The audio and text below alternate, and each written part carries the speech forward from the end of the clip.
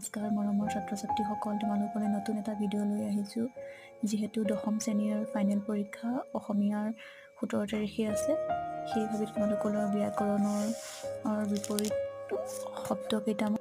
শব্দ কেইটামান লৈ আহাচোন। এই বিপৰীত শব্দকেইটা দেখিছানে বাৰু তোমালোকে? হৰ্ষ, দুখ, বেদনা 99 চনত আহিছে, 1900।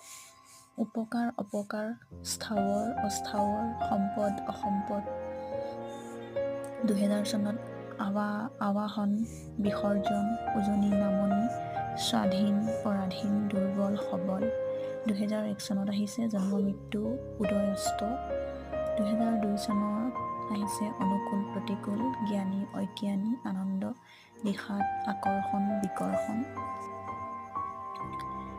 2003 চনত আহিছে গ্ৰহণ, বিসৰ্জন,